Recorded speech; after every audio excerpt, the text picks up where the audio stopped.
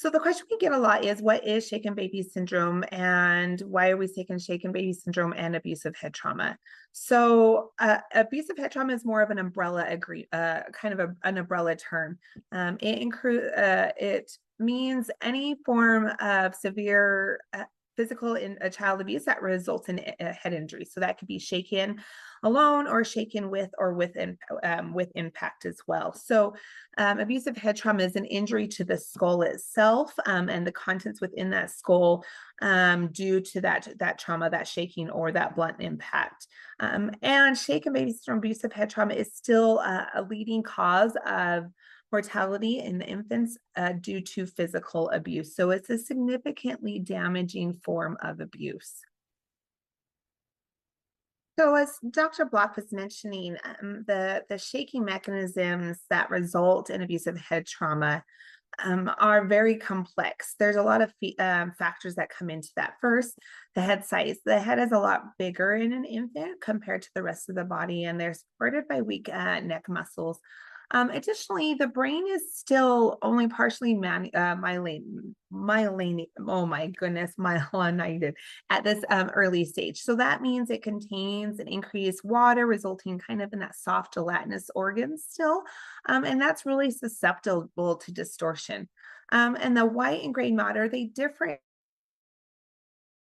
in consistency and in mass. So that difference can also add to how they're more prone to brain trauma than say an adult.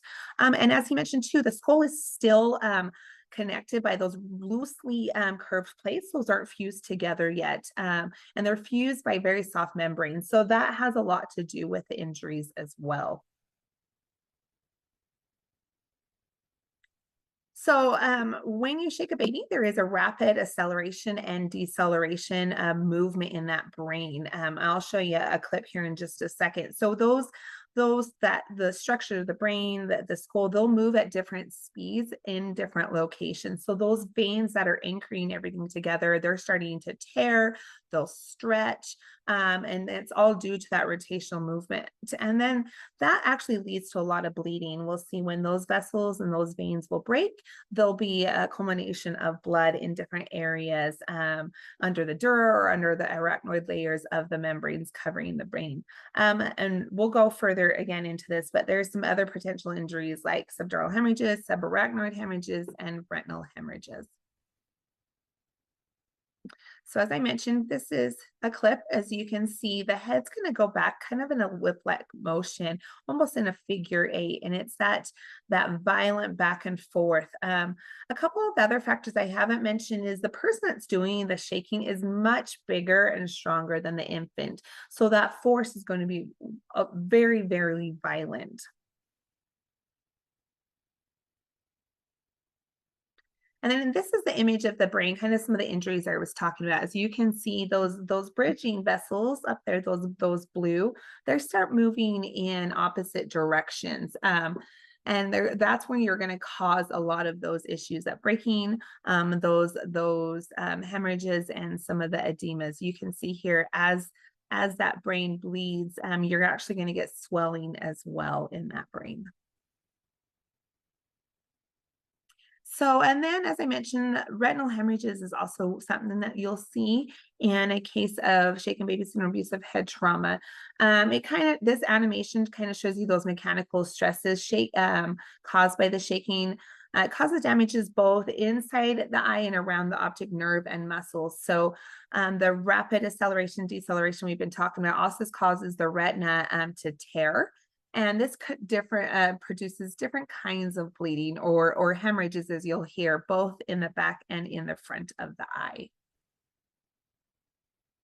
So no one actually knows how much force is produced, or how much force is needed to produce these injuries. Obviously, we can't test that on a live infant. There has been a lot of biomechanical studies with with dolls, with computers. They've used like pigs and rats and things like that. Computers are slowly getting closer and closer with AI, but nobody really knows. There's so many variables too to be considered, such as the age of the victim, the strength of the perpetrator, the duration of the shaking, and the severity of the shaking, and the presence and absence of impact is also to be considered. But just remember, this is a violent and sustained shaking with or with impact. And it's thought by most clinicians who to produce these injuries, sorry, let me rephrase this, like with it's violent and sustained. That's what most clinicians think. And then information from convicted perpetrators who have described their actions after shaking a child, that the duration of the shaking may be a few seconds, as much as to 20 seconds or even longer.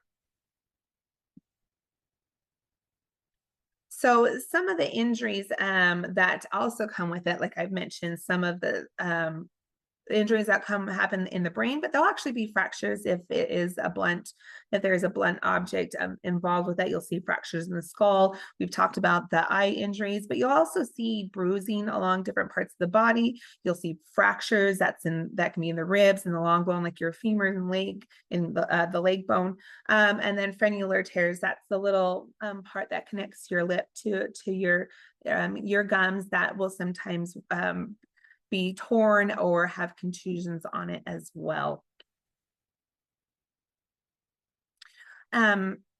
Sentinel injuries. Why are we talking about sentinel injuries and what are they? So sentinel injuries is bruising in an infant, and it's really an indicator of abuse in non-mobile children. So when you're seeing a child that has a bruise behind their ear, on their cheek, on their neck, and they don't crawl, they don't roll, that's a big indicator. And it's something that pediatricians, other clinicians are really starting to look for, because if we can identify those sentinel injuries before, identify that there is risk factors for this child being abused, then hopefully we can stop it before they're more severely abused, like being shaken. So again, it's a very fairly minor abusive injury, bruising and things like that I mentioned, but a huge indicator.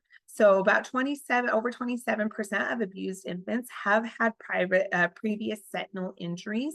And sentinel injuries can happen in early infants. Over 66% are when the infant is less than 3 months of age, and 95% are before the age of 7 months. So again, 7 months old, most babies are not crawling by 7 months. They're maybe rolling over, but they're not going to be getting those like bumps from hitting a wall when they're crawling or falling off of furniture, things like that. So it's a really strong indicator.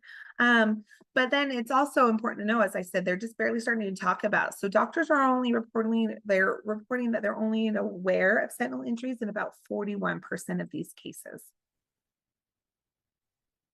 So there are more tools now available to recognize these sentinel injuries. One of the most important ones right now that we're seeing is called the 10-4 FACES. And so it's bruising to look for, it helps clinicians look for bruising in the torso, ears, neck, frenulum, that's that part right here I was telling you about, angle of the jaw, cheeks, eyelids, any bruising under the to children, again, under that kind of 4 months of age. And the bruising in these regions has a 96% sensitivity and 87% specificity for identifying abuse injuries.